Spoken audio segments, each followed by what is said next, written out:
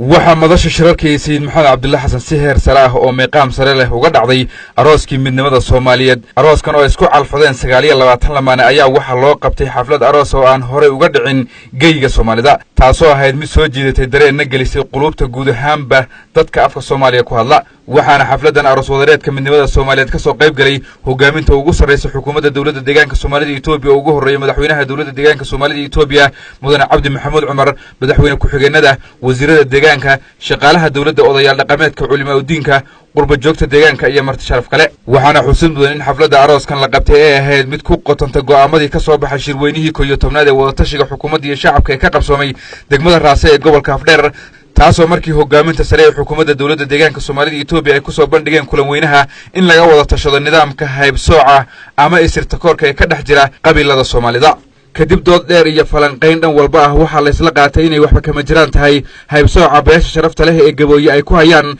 beelaha kale ee Soomaalida. go'aankii shirkaasi ka soo baxayayna xukuumadda deegaanka Soomaalida Itoobiya ballanqaadkeedii kaga dhabaysay oo ay hirgelisay sida lagu yaqaanay, iyadoo ahayd mid ay dad badan isweydiinayeen suurtagalnimada arrintan adag ee dhaqamiga noqotay, taasoo ay horey ugu guuldarraysatay dawladdii Soomaaliya oo isku dayday jebinta fikirkan. kumanaan qurba joogta Soomaalida ee ku dhaqan wadamada dayax xigsaday ayay ku adkaatay jebinta fikirkan beel haybsiga ah, iyadoona qaarkood ay la yaabeen wiil iyo gabadh isku diin, dhaqan, af oo isku isir ah oo isguursaday, halka wadamada ay joogaanna ay ka dhacdo inay isguursadaan nin iyo nin, naag iyo naag, balse aysan la yaabin.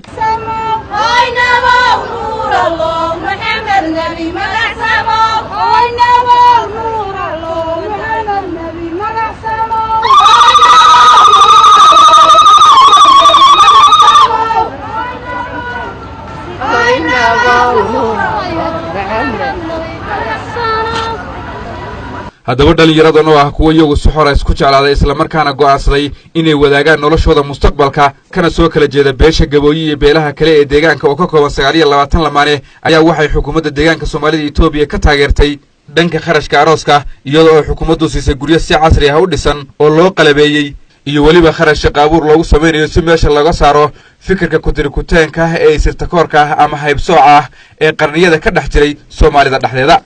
waxayna xukuumaddu u qabatay arooskii qarniga ee midnimada Soomaaliyeed, iyadoo xukuumaddu cadaynaysa in labadii qof ee Soomaaliyeed ee isjeclaata aan wax isu diidi karaa jirin. arooskan ayaa wuxuu ka koobnaa 2 qaybood, iyadoo qaybta hore lagu soo bandhigay habdhaqankeenii hore ee qadiimiga ahaa, khaasatan dhanka labiska, hidaha iyo dhaqanka, iyo dhankii madadaalada arooska ee ahayd booliska iyo maxkamadda. sidoo kale waxaan meesha ka maqnayn xujadii xeedha furka oo dubdhaxaad u ah dhaqanka Soomaalida. magacaaga waxa weeyaan dadweynaha adoo masraxa ku soo dhawaanaya dadweynaha u sheeg iyo guriga wax weeyaan magaca Roble Maxamed ee magacayga ninkan oo yiri magacayga waxa la yiraahdaa Qude ya ninkan magaciisa waxa uu ku sheegay Qude la yiraahdaa buu Master Qude muxuu sameeyay dambigiisa loo soo koobi karo Facebook baa iskaga jiribay iyadoo wax weeyaan hawl iyo wax weeyaan munaasabada farxadaas oo wax weeyaan la sacbaynayo oo la faraxsan yahay oo intaas oo aroos meesha loo joogo Facebook iskaga jiray ninkani dambiga lagu seeday ma qabtaa dood baan ka qabaa joog ama qab ama ha qabin waa lagu qabatiin maxkamadda iska weydiinaysa halka taagnow 7 hees baa lagu xukumay laakiin qaybta hore la eegi haddii ku fiican qaado ambeel baa lagu qaadi ayay maxkamaddu ku garatay 7 hees maxkamaddu 7 heesood bay ku xukuntay inuu heesaayo ay ogtay inuu malay 3 noo hormari bal horta 3 balag baa la ilulay waa boqol kuno mayl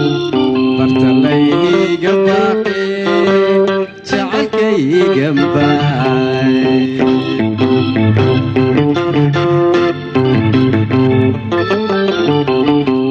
balag baa la ilulay waa boqol kuno mayl bartalayga baaqi jacaylkayga baay. halka qaybta labaadna lagu soo bandhigay habka casriga ah ee aroosyada maanta caalamka ka jira sida faraantigeliska, keeg jarista,